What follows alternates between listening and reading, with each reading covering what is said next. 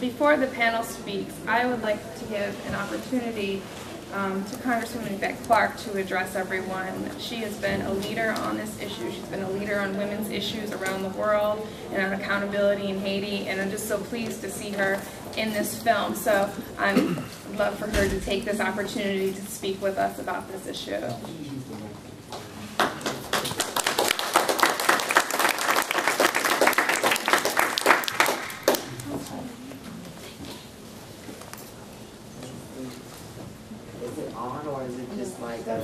It's just recording. Oh, it's just recording.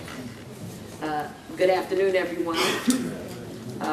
It's my honor to be here with you. I have some prepared remarks that I want to share with you, but I think in light of the time constraint, I'm just going to go off the cuff.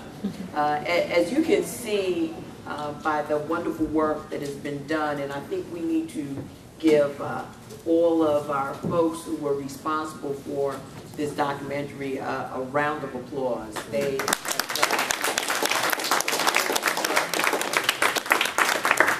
have done some tremendous work, and it's important work. I think that we've heard enough in terms of excuses about what is actually taking place and what is not in Haiti. And it was important to demonstrate that to all of the stakeholders, all who are concerned, what is really happening. And I think this documentary gives you an on-the-ground, in-your-face sense of the challenge that those of us who care about a Haitian solution for Haitian challenges, what we face in advocating for that. Because as long as people are in denial, like some of the leadership that says, you know, we're surprised there wasn't any real health outbreak except cholera. Yes. What more do you need? What do we need to compound one of the most catastrophic human occurrences in our lifetime? That level of insensitivity is what feeds the dysfunction of what's happening on the ground. And what you saw were people who have dedicated themselves to uncovering this, to showing at its core what the people of Haiti are facing. I want to encourage each and every one of you here today to remember what you've seen in this documentary, and if possible, order your copy. Show it wherever you can show it, whether it's through your professional organizations and affiliations, or just through congregations you may be affiliated with. It is important that we engage in this process to break through on this tremendous challenge the nation is facing, and that we do everything in our power to create the sense of urgency for getting it right. People have become extremely complacent, and as you can see, the NGOs that are challenged out there are really challenged from a number of angles. Some have seen this catastrophe as the norm, and so that sense of urgency is not there. Others are just totally overwhelmed and don't know who they can turn to really get the work done that needs to be done. It is our obligation, I believe, to really make a difference, to rally together, to ask the hard questions, to demand the answers, and not accept excuses. I can tell you that every time I've traveled to Haiti, the excuses hit you like the smell of the latrines. They're just right there in your face, and people are getting paid to give us excuses. Their salaries don't cease. It's not merit-based pay. Because if that were the case, believe me, without any productivity, any visible show or change in the status quo, these folks would not be employed right now. So again, I just want to thank you all so very much for your commitment, your dedication, and all of you who saw it not robbery to spend your time here today discussing these issues. It's critical. And if there's any modicum of your own humanity that you tap into, just imagine if that were you and your family. And that's what I say to USAID workers who want to give me the statistics and make me believe that my eyes are fooling me. Because they're giving me statistical data, but I'm seeing for myself the rivers of waste that are running through town. I'm seeing for myself children malnourished and women who are forced into really rough situations just to feed their families. This is the Western Hemisphere. We are all in this together. And there is no reason when people live in such close proximity to the United States of America that we should accept what has become the new norm and the status quo in Haiti as 21st century. We have the skill, the ability, and the talent to make a difference in the lives of these people, and they are willing and ready. They may be poor, but they are not stupid. And we cannot continue to allow their intelligence to be insulted on our watch. So again, I want to thank you all, and I hope that you will engage, that you will do what you can wherever you are to make a difference in the lives of the people of Haiti. Thank you.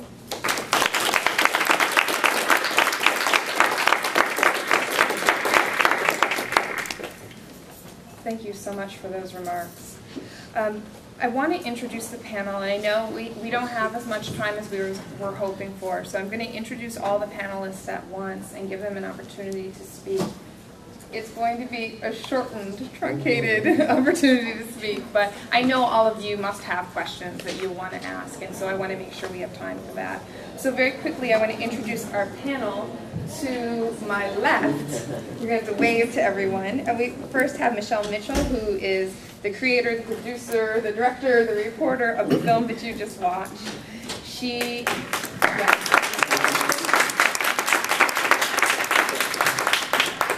Ms. Mitchell is an award-winning broadcast journalist known for her political investigative work, which she has taken to many interesting parts of the world, including India, Nepal, Sri Lanka, Jordan, West Bank, Lebanon and Libya, and Haiti. Next to her, we have Mark Schuller. Mark Schuller is the Assistant Professor of African American Studies and Anthropology at York College. He is an author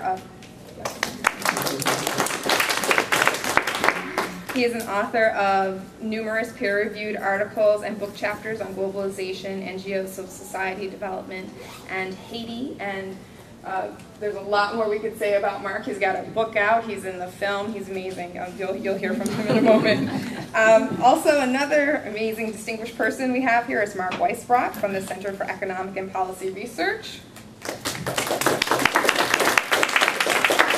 which is in Washington, D.C., and he received his PhD in economics from the University of Michigan and has written numerous research papers on economic policy, particularly regarding Latin American countries and Caribbean countries, and on the International Monetary Fund.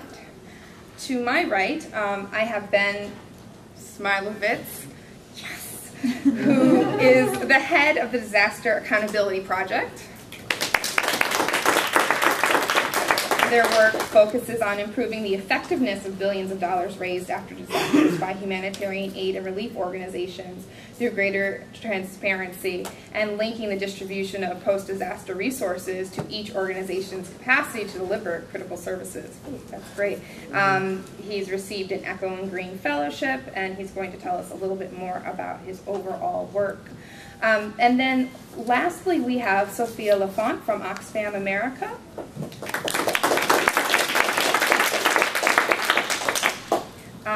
and she has been at Oxfam since 2005 in multiple roles. She is currently the lead Haiti organizer, and she is based in Washington, D.C., and she leads on all aspects of Oxfam's engagement and collaboration with leading U.S. diaspora organizations and individuals around Oxfam America's programs in Haiti, as well as U.S. policy.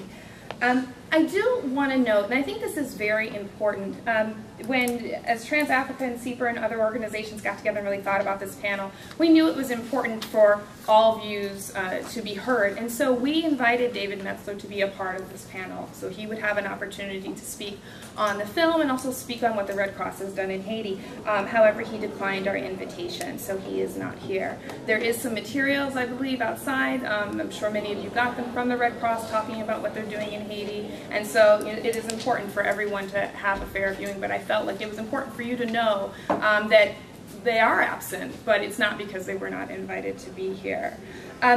So I want to turn the mic over to the panel, beginning with Michele. And we really only have time for very brief remarks, so please note that if you have to truncate anything or you don't get to anything, I'm sure it's going to come up in question and answer, and that will be fulfilling for all of us. So we'd like to start with Michele. Well, I'll just start talking because I'm very loud. So thank you guys for coming today. And I have to say, when you make a movie like this, you live with these people for a long time. We obviously have a very small staff, and we can imitate all of these people at this point. And I have to say, though, we took this film, and probably the most interesting screen I've ever been to. We took this film to Port-au-Prince, to a camp, TransAfrica. All these groups actually helped so much with that screening happening. We took it to one of the camps we'd actually shot a lot in. And we had it translated to Creole to see their reaction. And there were several hundred people there, and it was very interesting to see their reactions. First of all, a great murmur went up when they saw the Congresswoman, so they obviously, when she says she's been there, she's been there. That was definitely for sure. They also laughed at parts that you guys didn't laugh at. Every time they saw something with the latrine, they laughed at that. But that might be the laughter from despair. When I made this film, and I have to emphasize this because one of the things that people have been the most worried about was that I set out to attack NGOs or the aid effort. And that's just not true. The fact is that it would have been wonderful to see Humanitarian 2.0, actually worked in Haiti. I had seen many relief efforts not work around the world, and this seemed to me to be a very interesting topic to tackle because the same mistakes were being made over and over. And we list some of them at the beginning of this. But certainly I have seen some NGOs. One of them is actually on this panel. I'm a very big fan of the work that Oxfam does. I think that they do not only a wonderful job on the ground, they do a great job with transparency. And that's really the point that I'm trying to make with this film, is that if we want to do better at doing good, we have to have transparency. Even if it's painful, even if it can be a little embarrassing, if we're going to do better at bringing relief, not just to Haiti, but to any disaster zone, Hurricane Katrina, anyone, we have to have the transparency and the accountability. So that was why we made the film, and hopefully that is the takeaway. And not to stop giving, just give wisely.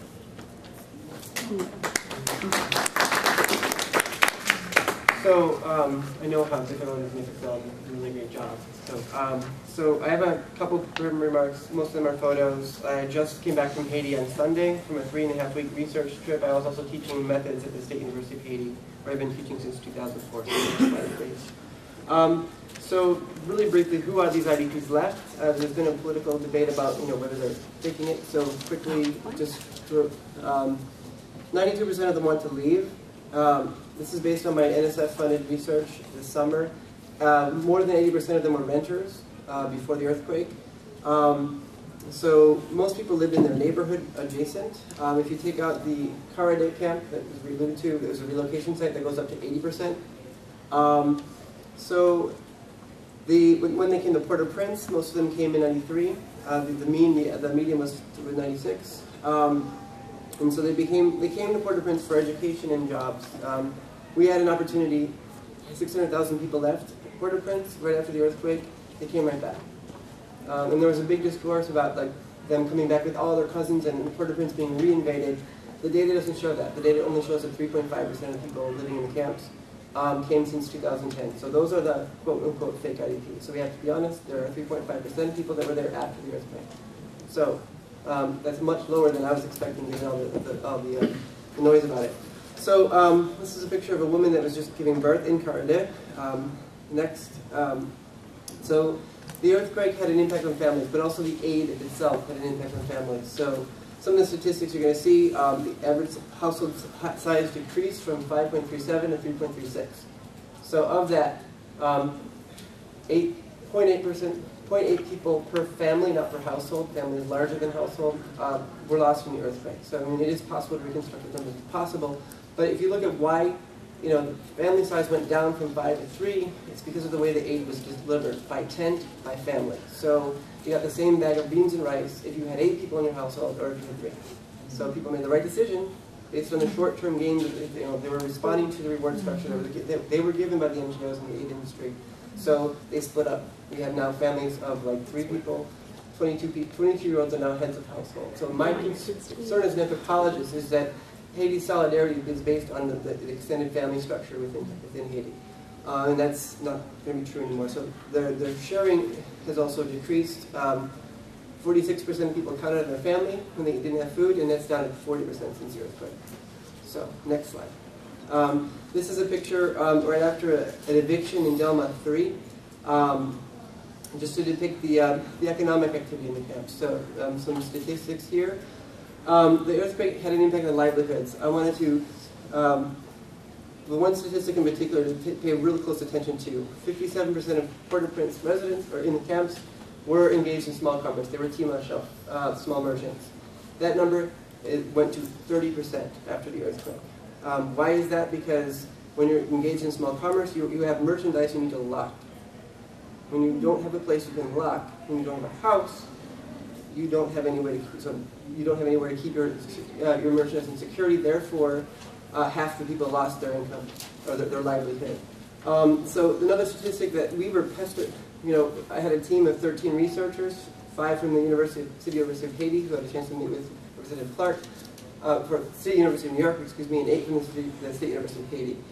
We had daily meetings, and they were coming back saying, people are saying that they have nothing. Look at the statistic. From 4 to 30% of people said, 36% of people said they had reported having no economic activity whatsoever.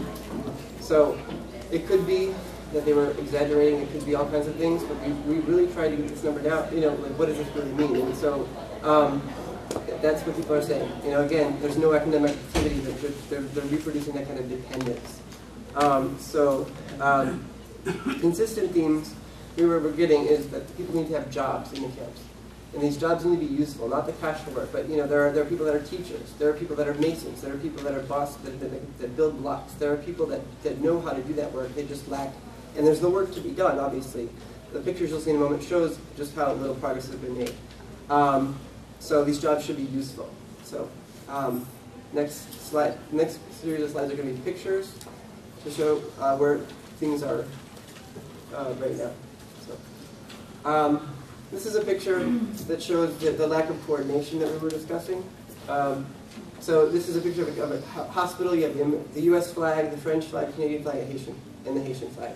So this is basically everyone wants a piece when the money is being delivered, but there's a lack of coordination as we discussed in the film. So where are things now? I just came back from Haiti, three research on the same 8 camps that I followed since summer. So some of the statistics are really surprising. From 80 to 96% of those are renters. So people that had a choice to leave have already left. 88% want to leave. Why are people still living there? If you look at why they're still living there, most people don't have anywhere to live, no choices. There's no more choices. And we asked them about the family. Half of them are staying there because of family, and only 20% of them said that they'd become comfortable in camps. So we had to give them a chance to answer, and so that's what we found. 36% report pressure to leave, mostly from the landowners, but also from NGOs and the government. So here's a really disturbing statistic. 4% of people are aware of Martelly's 616 program, the relocation program. So people aren't even aware of what is out there in terms of relocation. People are afraid of their own relocation situation, but only 4% of the residents heard of this program. So here's some pictures just taken. This is to be fair, Red Cross did build this wall in this camp called Colombie. Next. This is a picture of someone being forced out, and it's based on a committee. This picture of Save the Children was taken in the summer of 2010. It is already empty as of summer of 2010. Next. This is a picture of a latrine in the Camp Colombie. Had not been cleaned since August 2011 because the NGO, they left. And they left it in the hands of IOM. IOM does not have the means to do all this work, so this NGO fled. Next. This is the state of the tarts and tents in Carade. Just to give you a sense of where are people actually living. I mean, if they would choose to live this way, this is what they're living in. Next. This is a picture of Place de la Paix Dama 2. The state of the trash cleanup is an urgent public health care situation. Next is, this is there's a lack of housing being built. This is 2 years later, to the day. This is in a neighborhood called Flor Nacional. It was the worst hit. And so you just see just a complete lack of progress in any kind of rubble removal or housing construction. Next. This is my neighborhood. The roads were destroyed by heavy trucks and not being rebuilt or repaired. Next. This is the Constitution of 1801. This is right outside of Chamas. There's a lot of people talking about when is Chamas going to be cleared. There's a lot of preoccupation with it because it's carnival season and the president was known as a carnival singer, and people are worried about the lack of follow-up. So next. Some quick recommendations, I'll just leave them up there, I'll underline some of these. Build housing is the #1 priority. You need to have an end of forced evictions.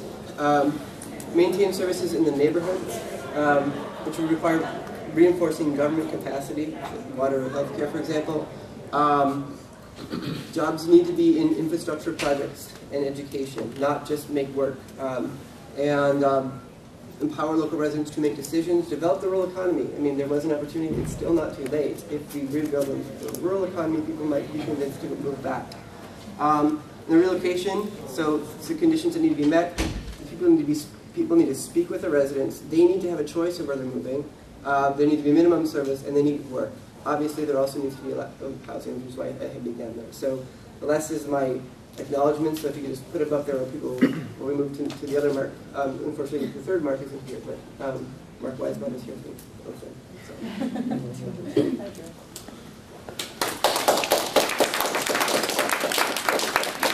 Thank you so much, Professor Schuller. I have the mic again because I have the distinguished pleasure of introducing to you Congresswoman Michele Jackson-Lee. Good to see you. Yes, please.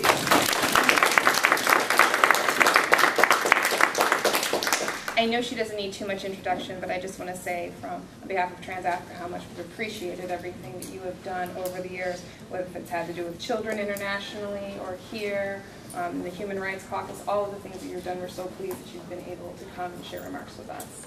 Thank you so very much for your kindness. And to this, if I might, I think I have about 4 hours of conversation here, Mark. Michele, let me thank you. I'm glad I came in on your words, and I will be brief. Let me thank my colleague, Congresswoman Yvette Clarke. We call each other sisters, Congresswoman Barbara Lee, and we're a team tagging. She's on her way. So one Lee is here and team tagging. And of course, Congresswoman Maxine Waters, we were in a markup together.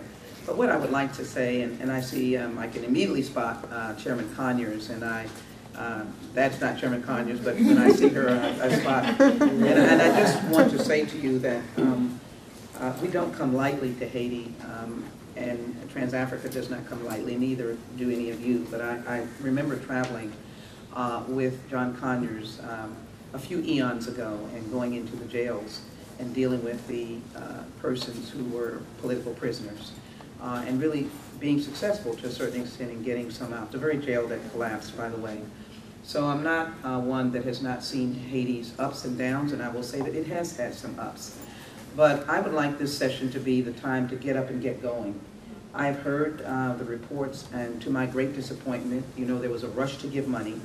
And I think all of us as members of Congress are words that we might not be able to use here in public, saddened by monies not getting to the people, to those who are still in camp. And many of us, of course, walked those camps, went into the places that people were living and sat down with them and saw the conditions when we went early on, the border conditions, etc.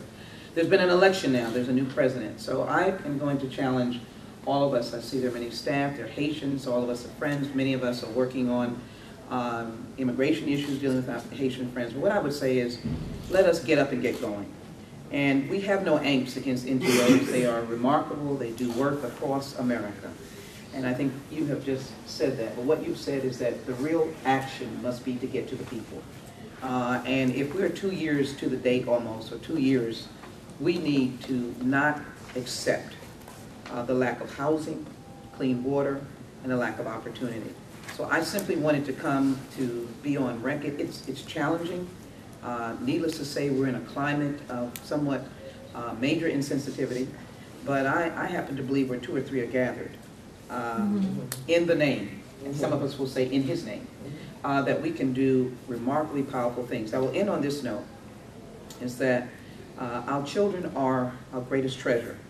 And the Congressional Children's Caucus has looked at the Haitian issue before. We're going to do it again, but we're not looking. We're going to find ways to move not only the United Nations, to move the State Department. I know that Secretary Clinton is a willing participant if we generate the action plan to realize that children are suffering and families are suffering. So I'm hopefully going to join my colleagues, if I might, Congresswoman Clark, and focus on the piece dealing with the children. I know that there have been temporary schools, there have been religious schools set up, but dealing with the children and tracking them from the camp, and if they get a house, their family gets a house. We realize children need to be housed. We realize that others need to be housed. So that is why I wanted to put my foot in the door, and simply, I think once we do this kind of briefing, will you come back with us and brainstorm? I think that will be enormously important. So again, thank you all for allowing me to share, and again, to my Haitian friends that are here, I don't think any of us have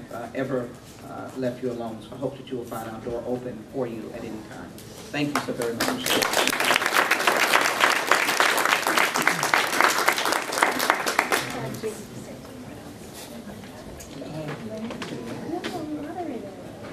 Okay, well, I'll see you.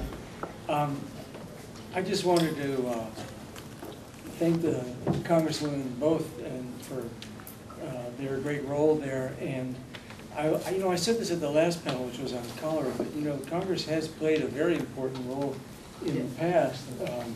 20 years ago, the Congressional Black Caucus and its allies restored the elected government of Haiti. It took 3 years of a big fight. TransAfrica, CEPR was not around, but TransAfrica was, and also played a huge role. And I think this is what it's going to take, this kind of an effort like we had then, where the Congress forces it, makes it an issue, makes the aid to Haiti an issue, makes everything that's been done to Haiti an issue. One issue that was just barely mentioned, but we just had a whole panel on it, was cholera. That was brought there by the United Nations troops, and the United Nations has not taken responsibility for that. This is just wrong, and it wouldn't happen in any other country that I can think of in this hemisphere. You can say maybe they were negligent. I think they were, or you can argue that they weren't, but they should at least take responsibility. And this, I think, would force the international community, as well as the United Nations, to do what's necessary to get rid of it. And get rid of it like they did with the cholera that was in the hemisphere in the 90s. Just get rid of it, and that means clean drinking water and sanitation. So this is just one example of the lack of accountability. And there are many. You have a lack of accountability also of obviously the NGOs. That's what the film is about, but it's not just them, because USAID gave $320 million to the NGOs, and they don't have any oversight. In fact, the Inspector General for USAID said this.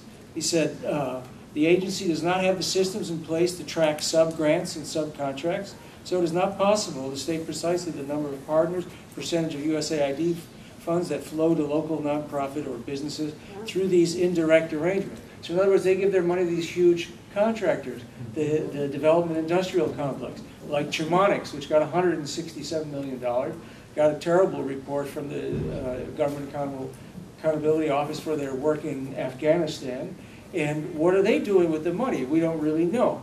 And so this is the kind of thing where you just don't have, I mean, our government can have this, and the Congress can play a role in this as well. They can do oversight because USAID just doesn't even have the staff. Now that's a longer story. I mean, that took place over years, the gutting of USAID, and so basically the privatization is what happened. That's why you have these huge contractors. And now you have another threat. The huge contractors are getting together, forming a big lobby group, so that they can block the reform that would be necessary to hold them accountable.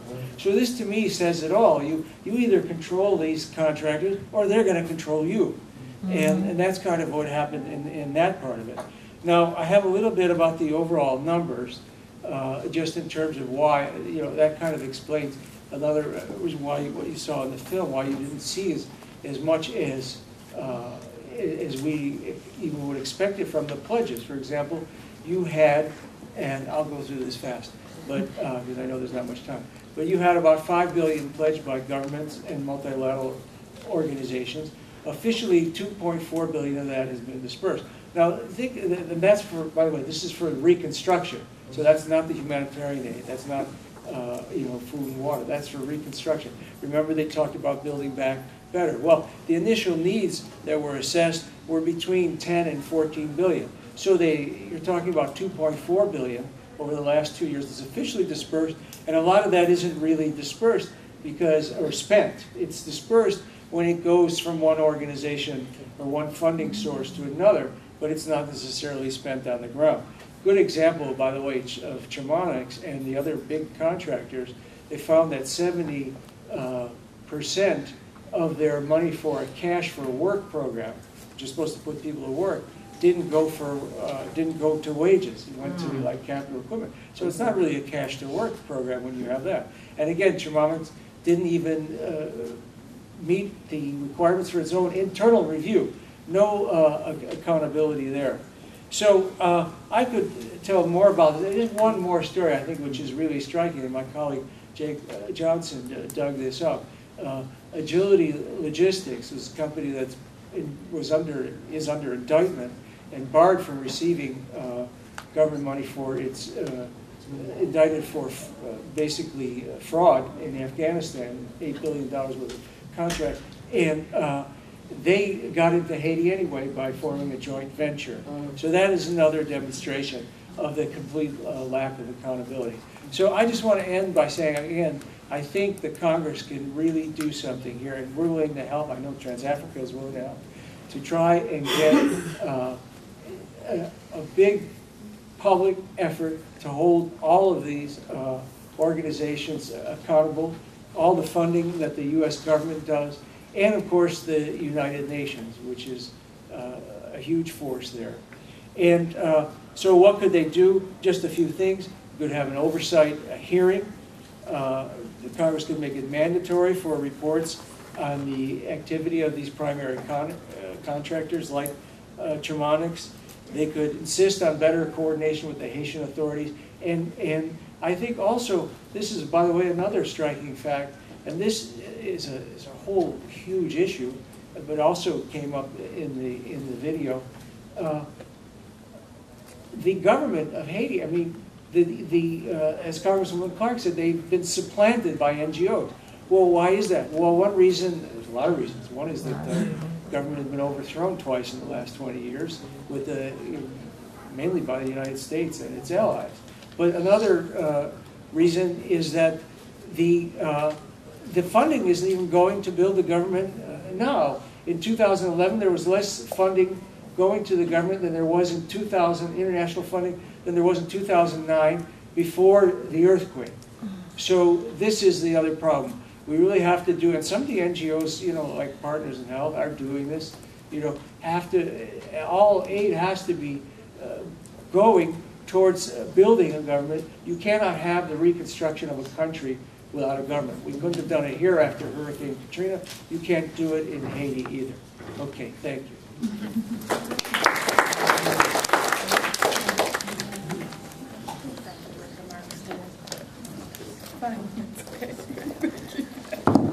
Thank you for having me here. My name is Ben Smilowitz. I'm with the Disaster Accountability Project, and the organization really got started after Katrina to look at oversight of disaster response here in the U.S. But after the Haiti earthquake, we started focusing also on NGOs operating around the world. These organizations aren't really going away, and so the question is, how do you improve their conduct? And what's happening in Haiti is also not specific to Haiti. After the tsunami in South Asia, you had similar issues in Sri Lanka, you have similar issues in Bangladesh, you have similar issues in Rwanda. So the question is, like, how do you change the conduct and the operations of these organizations to improve their effectiveness and impact? The U.S. sent at least $2 billion to these organizations in Haiti, and so money talks. And if these groups are going to be able to raise money so freely, then they're going to have fewer accountability structures. And at least $1.4 billion went to just 38 organizations. So how do people give, and why do they give? We found brand recognition is a huge piece of it. People know American Red Cross, people know Oxfam, people know World Vision, and as a result of just knowing these brands, they donate regardless of whether or not these groups are actually operating or have the capacity to deliver in these places. And members of Congress and the President and others encourage people to donate to these organizations from their websites without first asking always, are these groups actually delivering, or are these the best groups to give to? And often challenging these groups from Congress or from a political position is like touching a third rail, because these groups are so popular that challenging these groups is not the most popular thing to do. So how do you go about preventing emotional appeals and anecdotes that are often generic? Pictures of a Haitian kid often get our emotions going, but that doesn't mean that kid's getting assistance. You saw people's reaction to photographs and the video. So nearly almost every organization out there says that they're the group to give to. Every group is saying, we're the best group, give to us. You haven't heard of groups saying, actually, we're actually not the best group to give to, don't give to us. You don't hear that so often. We found that in a survey in March 2011, so a year and a few months after the earthquake, that one group that had raised a lot of money said their largest barrier in Haiti after the earthquake was starting up. And they had raised a lot of money, and one of the largest barriers was starting up. So you can see that a lot of money went to the wrong places. So what happens when so many billions of dollars are raised, and many of the groups that have raised the money don't have the capacity to deliver? And when there's no oversight in country or out of the country. We've seen the limited oversight of our government in affairs abroad in the past decade. So it's difficult to track these groups in their activities abroad. And their 990 forms and their tax forms they fill out in the States are very limited in the amount of information about their actual activities. They'll just say, like, money spent in the Caribbean. So that could be Honduras, that could be Haiti. So these groups are sitting on interest money. They hold on to the money for a long period of time. If they don't have the capacity to deliver, they hold on to the money and profit from that. They also re-grant the money numerous times to different organizations, and each time they re-grant, they take 9% overhead. 9% is not so bad if you're actually doing the job that needs to get done. Disasters are expensive. It costs money to move supplies and people to regions that are devastated. But if you're not doing the job, then why are you taking the same amount of money that someone else is doing the whole job? So re-granting money, while important for a group that's not operating, seems excessive when a group that is not even there is taking the same amount of a group as a group that's actually there. So in terms of what Congress can do, we've already talked about more hearings, but maybe faster after the earthquake, ask questions of the leaders of these organizations while they're fundraising so that we know what they're doing.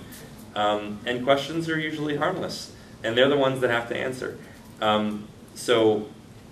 Groups raising on behalf because of their brands will have a harder time doing that if there's more information about what they're actually doing on the ground.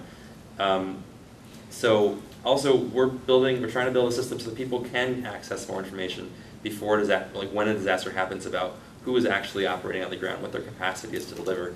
If you can look at 20 or 30 countries that are more vulnerable to disasters, an independent source, not interaction, or group funded by the aid community, is asking questions about how many staff they have, how long they've been there, how many relationships they have with the government, are they registered with the government.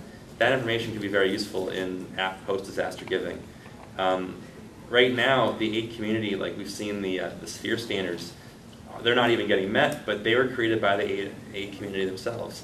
So we don't have any standards for delivery of disaster relief and humanitarian aid that are independent of that community. And so if Congress could value independent oversight in this sector, that would actually do a whole lot, and that's something that Congress can do.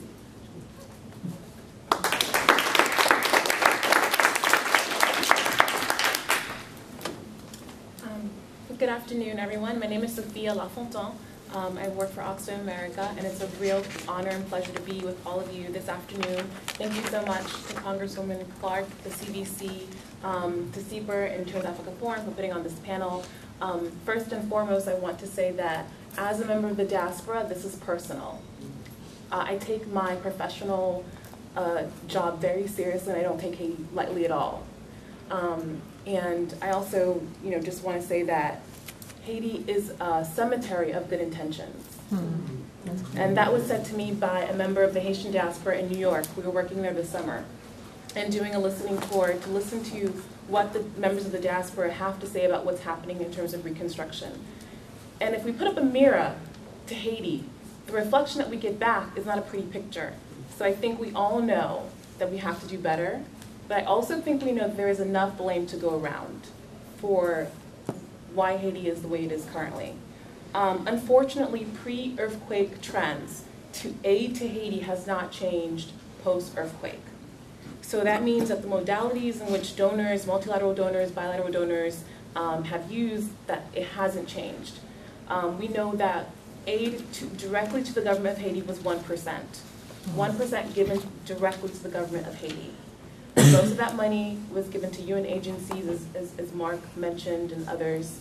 So fundamentally, we haven't changed the dynamics here. We haven't changed the dynamics, even post-earthquake. And that really, I think, is the crux of the issue here. There is a bond between the citizens and its government, which has been weakened by decades of I think, of bypassing the government. And all actors, despite where you sit, whether you sit within governments, whether you sit with non-state actors like NGOs, whether you're an activist, wherever you may sit, we all have to do our part to make sure that that bond is repaired. Because at the end of the day, the only person a Haitian can hold accountable is their government. At the end of the day, everyone in this panel can go, they can leave. And we do leave. Who's left? So, as we embark on its next chapter, 2012, Prime Minister CUNY has said that things are going to be different now that he's in office. They're going to jumpstart the reconstruction process.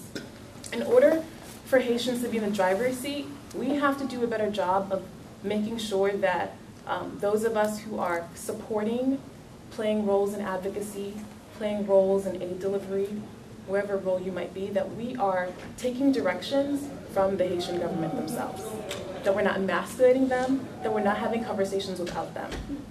That's really what's important here. I'll save my remarks for later.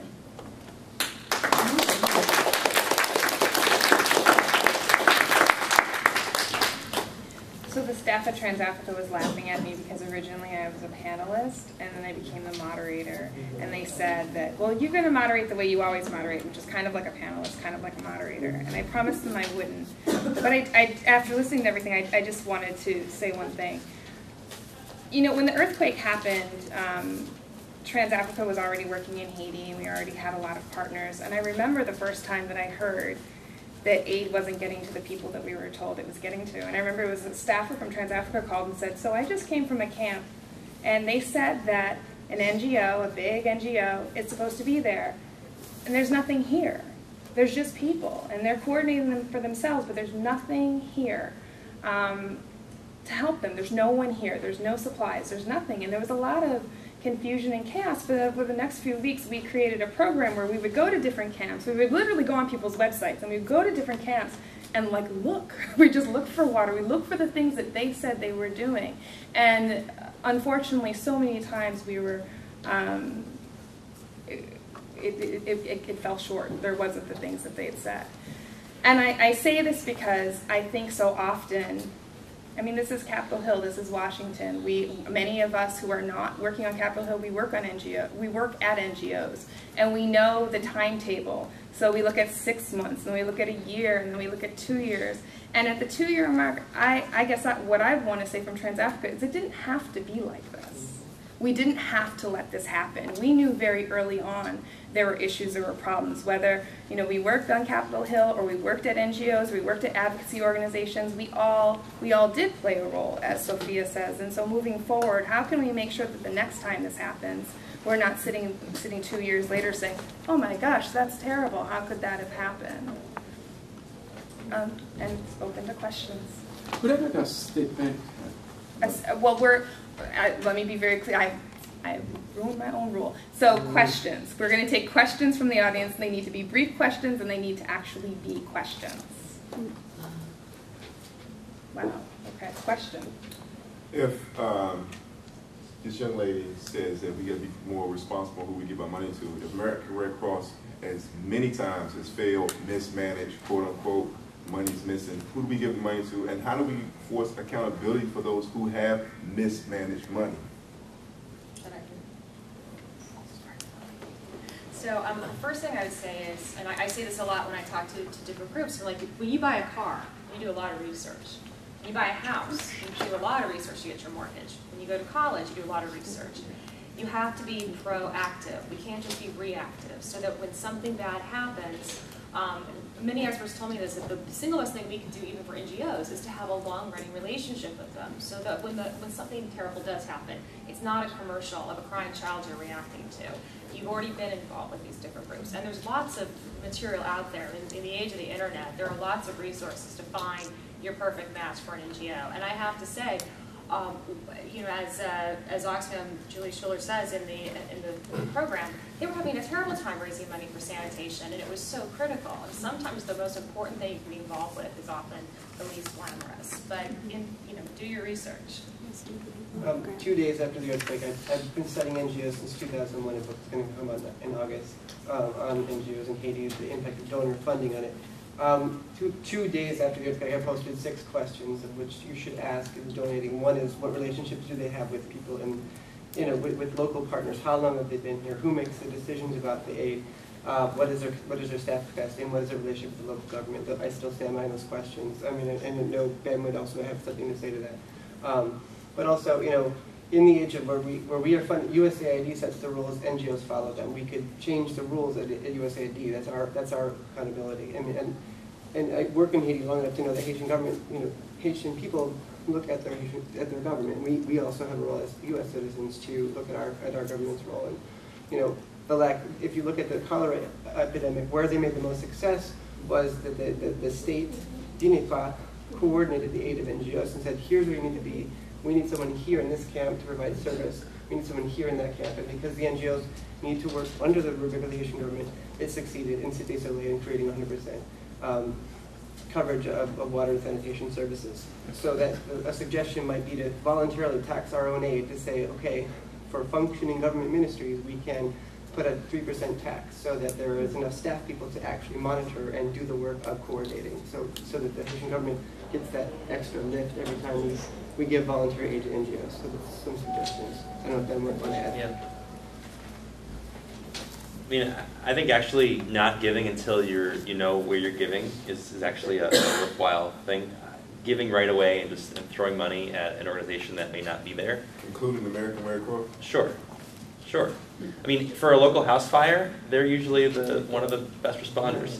But for an event in Mississippi or Louisiana or across the world, there are local organizations that are doing a lot of the heavy lifting, and unless the American Red Cross plays better with others, and not just them, I would say Oxfam too. I would say a lot of groups. We went to 200 groups' websites to see what information they were sharing about what they were doing. I want to try and figure out exactly what they're doing, so a week or two within that range, because if you're giving money after an earthquake or 6 months after an earthquake, you want to know if that group is still even there. And a year after the Haiti earthquake, groups were talking about how much money they had spent on food. And they had stopped food distribution in May. But they were still using those figures a year after the earthquake. And people were giving them more money because they felt like they were giving money for food.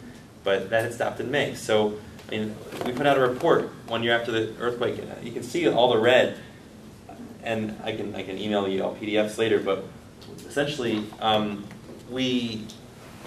almost every organization didn't have factual material on their website, including most of the groups that you've heard of and some that you may respect.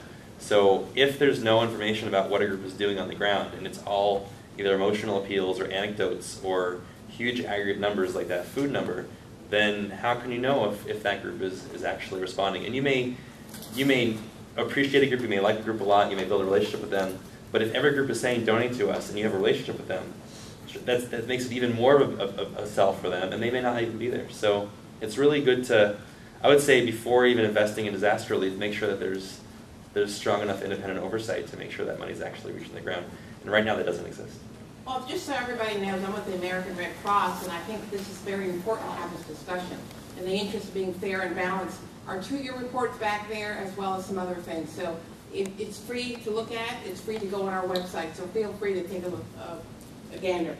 That's great, and I know you all came in a little bit later. We did talk about your materials outside, and also that David Metzler was invited to be on this panel, but is not here. Thursday at 2:54. Other questions? And David, as you know, is our Senior Vice President of International Services, and he travels quite a bit. So at Thursday at 2:54, and today is what day? Wednesday. Oh, yeah. Sorry. What, are there any other questions?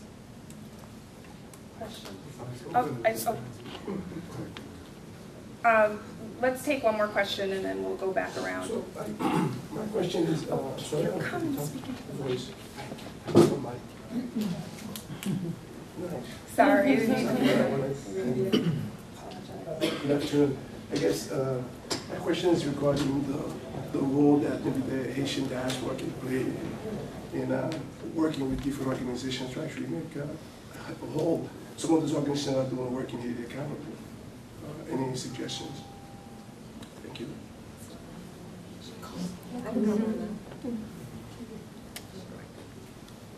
Oxfam is one of the few international. What can the Haitian diaspora do to work with international development organizations to help make them more accountable in their work in Haiti? Is that right? Yes, thank you. Okay. I think Oxfam is one of the few organizations that actually has an active diaspora program where we actively work with the diaspora around policy and advocacy. We raised about $106 million. 91% of that was spent, and you can find our 2-year report outside as well. And 10% of that money goes into advocacy, research, and organizing. So in addition to programmatic work on the ground, we also think it's really important to do advocacy work in donor capitals, such as the United States. And the diaspora being such a large population within this U.S. government, and many of members of the diaspora being U.S. citizens, we think it's really important for them to use their voice and to use their networks to talk to members of Congress about the importance of accountability, the importance of transparency, and the importance of better relations between the U.S. government and Haiti, related to trade, related to all sorts of aspects. So I invite other organizations to also involve the diaspora. I think that they are willing partners, and I think obviously advocacy isn't for everyone, but it's certainly one avenue in which we can partner. Another area we are working on in some program areas in Haiti, working with diaspora organizations around our programming to basically help our partners gain better business skills, gain better technology. But we're looking for ways to, I think, improve our programmatic work on the ground in Haiti by working with diaspora organizations that also have a really good track record working in Haiti as well. So I think connecting them with the programmatic work and also connecting with advocacy are 2 ways. Just as a follow-up to the gentleman question, one of the things that has been, I thought I spoke loud enough. No, you're speaking loud. This is actually being recorded for a radio program. That's why I'm being specific. My name is Sabine Saint-Lac. From Boston. I'm so sorry. But I just wanted to do a follow-up to his question as well. The frustration for us diaspora folks is that the lack of the NGO to utilize some of the capacity outside of Haiti to help inside. Because one of the things we have heard loud and clear, we have a large majority of professionals outside of the United States. We don't want to be part of people that are engaging Congress we want to do that as well. I mean, granted, we want to do that. But what about using our skills as well to help our brothers and sisters out there? I think there is a lack of that, and I think that should definitely, how can we partner with the NGOs versus them sending us, email, there's a job there, but really put some accountability. How many of us are you hiring that want to go back to help our country? Is there any response? So 100% currently of all Oxfam American staff is Haitian in Haiti, including our country director. We do have a member of the diaspora who is working on our team in Haiti, and we also have Haitians working with us here in the U.S. So, I mean, I think it's always a challenge, but I think primarily our focus is to help Haitians get jobs first, because there is such an influx of, as you know, of expats finding the best jobs in Haiti working for international development organizations. But I agree that it's certainly a challenge, but one that we're trying to meet. Any additional questions? Do you have any additional questions? No, I just. Okay. Well, I have additional questions. Why, no questions? I mean, really? Covered everything. It's clear. I'm Bert Wise, and I used to represent the government of Haiti in Washington. And I wanted to ask Sophia if you could elaborate a little bit on your point about making sure that the aid goes through, if I understood you correctly, the central government in order to build the central government's capacities up. And the reason I ask that is that my understanding for decades has been that both USAID and NGOs have gone to work directly with local government or local Haitian grassroots groups because there was concern about what would happen to the money going to the central government, and not just straight corruption or theft, but whether it would go to projects that weren't what the Haitian people really wanted, and separately a desire to decentralize and build up capacities out in the provinces as a way to strengthen Haitian democracy. So I wonder if you could elaborate a little bit on what you meant when you said that the work should all go through the Haitian government.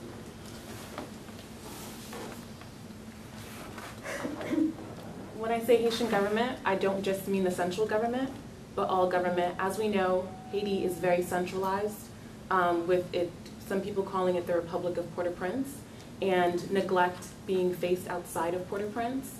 So what we see now, however, with aid in Haiti is that there are a potpourri of projects taking place that lack coordination, that lack collaboration, and we currently have a weak government, and enough attention has not been met, I think, to addressing the weakness of the government, to address the basic needs of the population.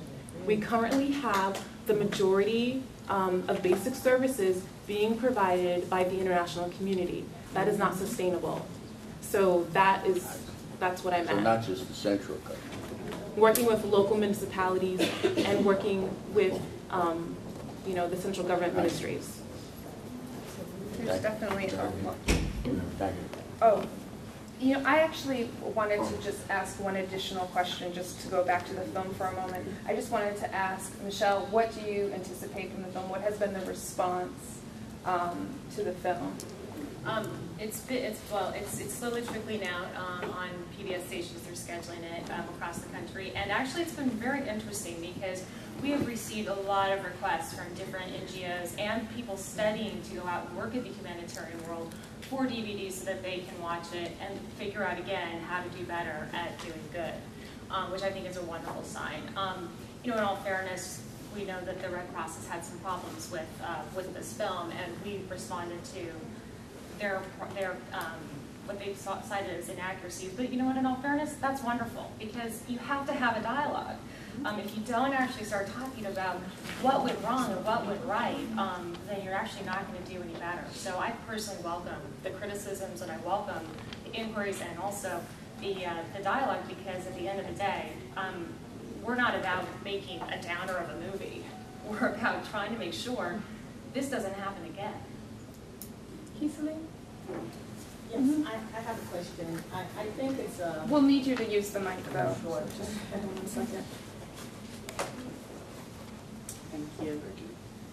So, I've worked in Haiti. I'm from Haiti. I'm a member of the diaspora as well. And we've heard over the years NGOs and other advocates talk about the necessity to work with the Haitian government. But those of us who have worked with the Haitian government know that it is not an easy task. So let's just say it like it is. So my question is, what specific mechanisms do you propose that are put in place, in order to allow for a more productive relationship with the Haitian government? And we're talking about the ways to communicate, the ways to ensure accountability, to ensure transparency, to ensure that programs are not stopped because you are not willing to give people what they want that may not be to the service of the program itself. And these things are not unique to Haiti, and they happen everywhere. But it is definitely a problem that we have, and that I think that if we address it more critically, we are going to move towards that step of working with the Haitian government, which I believe is the ultimate goal. Good question. Good question. Before I hand the mic over, just my response to that, Kisleen, I think, is that it's a really good question, and it's one that I think that the Haitian government should be a part of answering, frankly. And we don't, as you can see, we don't have any representatives of the Haitian government on this panel. However, there will be a showing of this film at the Haitian Embassy, where there will be several members of the Haitian government or representatives of the Haitian government there. And if it doesn't get mentioned in Q&A, I'll mention it from the panel, because I think it's a very important issue. I mean, it's a real-time, real-life issue. Did any of the panelists also want to respond? Just a couple quick repetition. There are functioning elements of the government, and there are non-functioning elements of the government. The one that needs to be functioning right now is UCAON, the Unité de Contrôle et Administration des ONG. It's in the Ministry of Planning. They say before the earthquake, 10% of the NGOs even bothered to submit their annual report. The bare minimum. So that's a structure that's functioning. They lack resources. That needs to be like priority. Like they are the group that coordinates. So the other idea is, for example, DINIPAC is functional. They need more staff so they can graduate towards being able to do the work on their own. Ministry of Public Health is functional. The hospitals are not, because the hospitals can't pay what NGOs always pay. So the public hospitals are not as functional. But the ministry itself is able to coordinate aid. So a performance-based approach, like what we're doing with NGOs, might be useful in attack from the aid.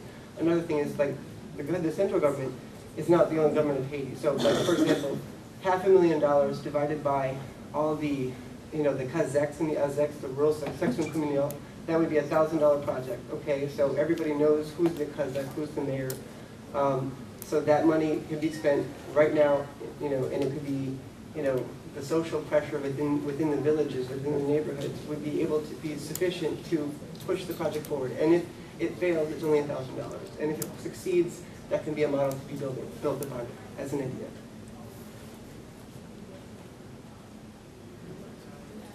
Thanks. I'm Elaine Zuckerman of Gender Action. We all agree that people living in the Haitian camps are living in such decrepit... You have to speak up because I can't hear you. People living in the Haitian camps are living in such decrepit conditions, without many people without water, food, and subject to gender-based violence, rampant gender-based violence. Are there any fees charged to people for living in these camps? I certainly hope not. I mean, most people are not earning income. I'm just wondering, I feel that all these people living in camps deserve subsidies for proper housing and for food and so on. I'm wondering, do they have to pay fees for these decrepit conditions? There there are some cases for a large church, for example, that they charge a rent for the fees of like trash collection and security. There are cases. In the original study I did in the summer of 2010, we didn't ask that question in particular, but people wrote down, the research assistants wrote down it. So it happens in about 5 to 10% of the cases where there is some sort of structure charging the residents back then. I don't know if that still exists.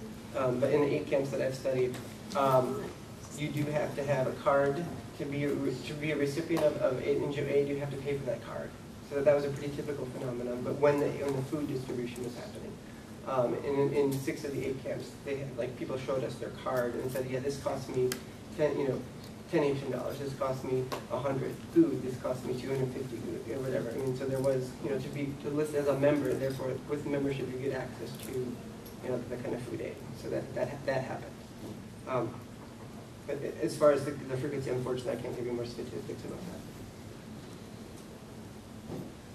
that. Final question from the audience. Hi, I'm Marjorie Pierre-Brennan. I have a question about the SPHERE standards that was discussed in the movie and how they, that there aren't really criteria for how they're applied. I believe that I had heard that a decision was made that the SPHERE standards were not going to be applied to Haiti. Can someone clarify that for me? Talk in the mic. No. I interviewed folks at the ION that said, in addition to the camps, I did interviews with NGOs and IOM and other UN agencies, and they said that as an urban disaster, there are certain SPHERE standards that are not possible because you need to have a certain distance from house to latrine. And so Nigel Fisher, the resident humanitarian coordinator, basically said in March 2010 that these are not applicable. So instead of 20 people per toilet, the standard would be 100 people per toilet. That standard had not been met either. In my research in December 2010, it was 273 people per toilet. So, I mean, so that there was, I mean, the discourse is that in all fairness to the humanitarian response, that nothing like this had happened in an urban area.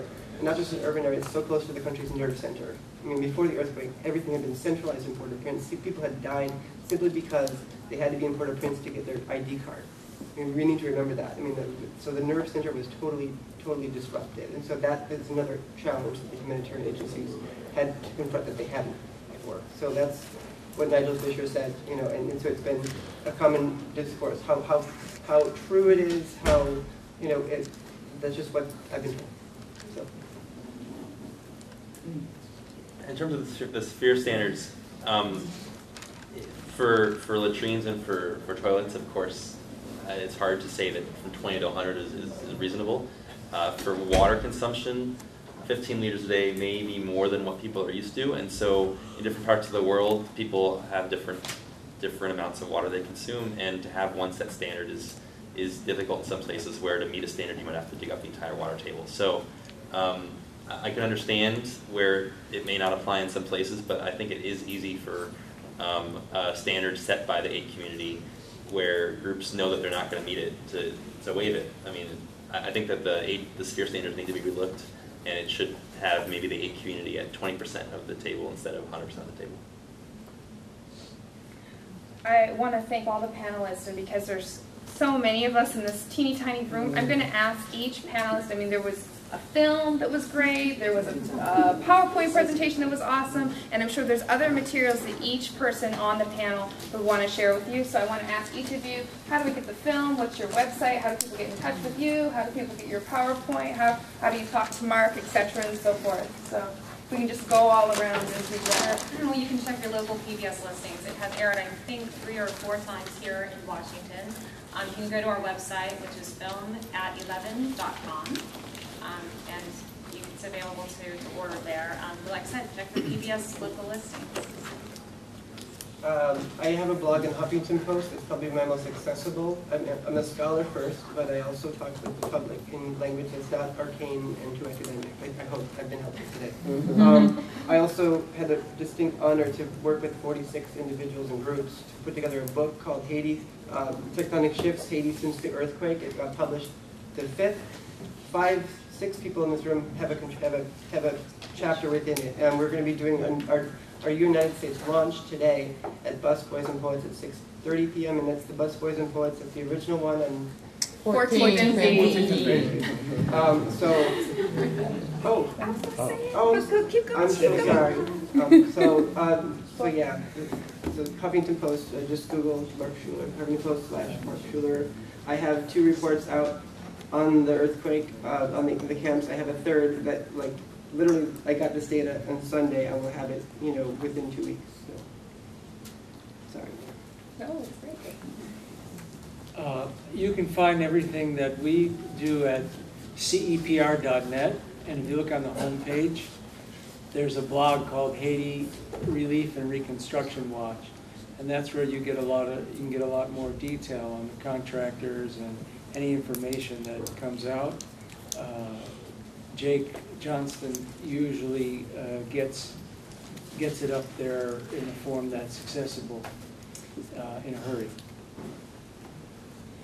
Our website is transafrica.org, and because of this gentleman in the second row, I'm going to ask TransAfrica staff to open the blog part of this event. So anybody who wants to blog and talk about the event or had a statement or had something that they wanted to say, please go to transafrica.org and there will be a forum for you. We're at disasteraccountability.org, and I'm Ben, so ben@disasteraccountability.org if you want to email me. OxfamAmerica.org, and I have my business card, Sophia Lafontant at OxfamAmerica.org. It's kind of hard to spell. And if you, some material, something to read, has a change, the Office of the Special Envoy, I recommend you find that on the website. And then these are outside our second-year progress report on Haiti. Yeah, and we also have lots of briefing notes and papers on our website as well. I want to thank all of you for being here. I know it's a little hot and a little cramped, but this was a really great briefing, and there is another great briefing following this one in the Gold Room on housing.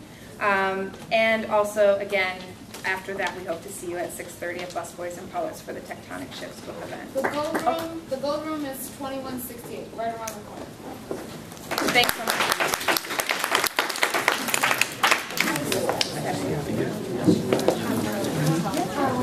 Where are